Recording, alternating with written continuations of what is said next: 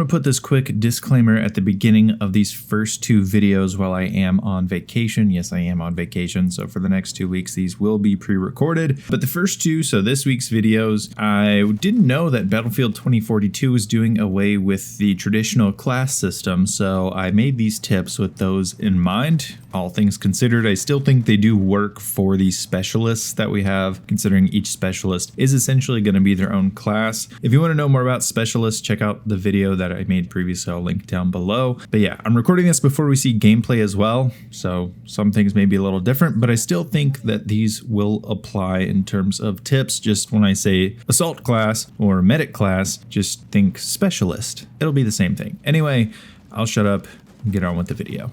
Now I know I've done videos like this in the past, but to be honest, the quality wasn't all that great and they were a little bit more specific to Battlefield 5. So I wanted to come back and do some class tutorials that are a little bit more of an overview that can apply to any of the Battlefield games. And these aren't exactly going to be the most in-depth, most specific tips. There are a couple in here that I think are really good that I don't see enough medics doing, but I think that someone, whether you're a beginner or an advanced player, you can take something away from this video. But again, this is going to kind of be an all-encompassing, no matter which Battlefield game you're playing, kind of medic tips as we go into the next title. And I think a lot of you guys can, again, take something away and take this into the next game so that you can be a little bit better prepared. Now, anyway, like I said, I am on vacation, so, these are pre-recorded. If you want to make sure that I have a safe and enjoyable vacation, though, make sure you leave the video a nice, thick, and juicy like. And of course, if you want more content like this, then hit that big red sexy subscribe button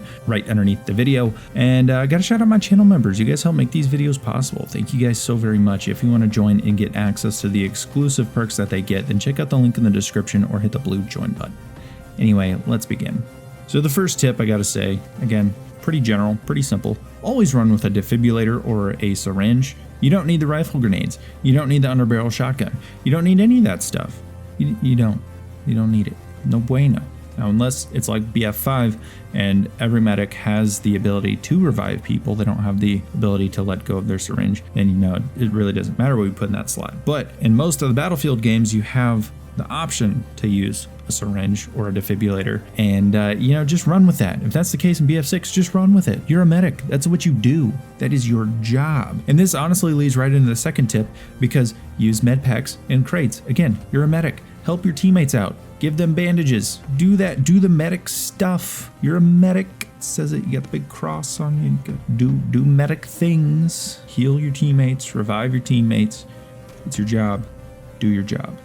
Just saying. Now, I think you guys get those first couple. They kind of general, they kind of encompass the whole medic vibe. I think a lot of medics do understand that. That's more of like beginner tips. But these next couple, I think, are going to apply a little bit more to even the advanced players within the community. So the third tip I have is use smoke. Whether it's cover or concealment, it's always best to revive people when the enemy can't see you. The advantage of smoke is if your enemy dies in the open, you can give him proper cover and you can go out and revive them. Then it's a lot easier and then you don't have to worry about losing 2 tickets. It's much harder for the enemy to be able to shoot you through smoke than it is for them to shoot you when you're just out in the open like that. So if your friend does die out in the open and you have the ability to leave cover and give yourself soft cover or concealment, as you would call it, then do that. Make it as difficult as possible for the enemy to see you. This is going to help you greatly, not only with your ability to get more revives and more points within a round, but also help you to get more kills and die less, because you're going to be alive and in these firefight situations a lot more often. So that's a huge tip. A lot of people should be able to use it. Honestly, the smoke was almost overpowered in the most recent title, Battlefield 5. It was almost necessary anywhere you went to use smoke, because number one, the animations are going to take a long time, and number two, a lot of your friends die out in the open. So you got to use a lot of smoke. So in this next game, it's likely we're gonna have to use some smoke as well. Pretty much it's a staple in Battlefield. Use smoke, cover your teammates, whether it's moving position to position or helping them get up and revived and back in the battle. That is the best way to do it. Speaking of reviving, I know this isn't really a tip. I already said run with the syringe to revive people, but do revive people. I often see people say, oh, well, I don't need to revive them. I'm over here. I'm getting all the kills. I'm the MVP. And my best analogy to that is if you follow basketball, you see a lot of players. Some of them, they get 60 points in a game and no assists. you know, the Carmelo Anthonys of the world. And then you have players that'll get 50 points, but 10 assists. And well, those 10 assists can come out to upwards of another 20 to 30 points, depending on how many were threes and whatnot. Just what I'm trying to say is do both. If you're a good player and you can get a bunch of kills, go and do that, but also revive your teammates. Because I see a lot of people go and get a lot of kills and then complain about their teammates when they lose, but they ran out of tickets really fast because they didn't revive anyone. That would be probably why you lost, because the game is about tickets and staying alive. So no matter how good of a player you are, revive your teammates. Boom, simple. Wow, ooh, big brain moment. You're a medic. That's your job. Just do those things. Your teammates will love you, and you know, your win-loss ratio will love you, kill-death ratio will love you. You'll be just fine. Now, this last tip does kind of go a little bit against what I just said, but that's okay because it will make sense. And that's going to be don't Rambo revive. Now, I already know I'm going to get 20 comments below this video that say, I Rambo revive. I revive everyone. I don't care about my kill to death ratio. I just go in and I revive everyone. Well, here's the thing. You're actually hurting your team when you do that. It's not about the courtesy of, oh, I tried to revive you. No, you do it or you don't do it.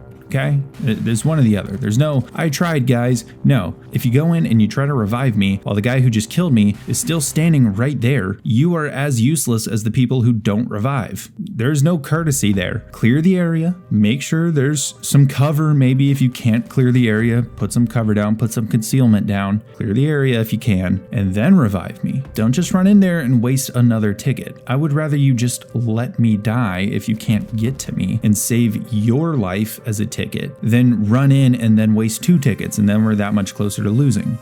Don't do that. It's really simple. Just don't do that. Find a way to get the revive safely for both of us. Honestly, if you do let your, say for instance, it's your squad mate and you guys are communicating, if you just let him die while he's out in the open rather than going out and getting yourself killed and then you both die, he can respawn on you, and then you can have 2 guns back in the fight a lot faster than if you both die and then have to go all the way back to whatever the nearest objective is, or even the headquarters base. And so you see what I'm trying to say here? Like, it's great that I see people wanting to revive. Just do it more intelligently. And I'm not saying you're dumb. I'm just saying have more of a thought process about it. Don't just run into heavy machine gun fire in a hallway just because you see the little zip zap thing across the screen. Just throw smoke down. Again, make it hard for them to see you.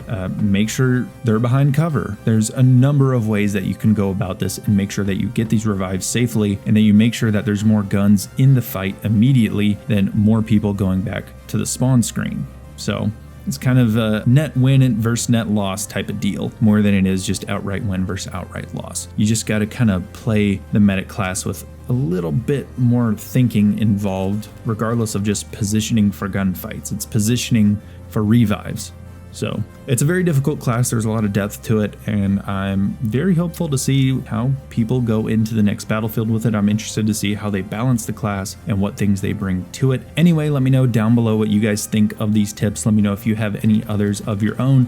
I wanted to make these kind of all-encompassing of all of the battlefield titles that are out right now and try to make it to where you can take these into the next game. I know I kind of already said that, but I just want to reiterate it. But anyway, thank you guys so much for watching, and I will see you guys in the next video.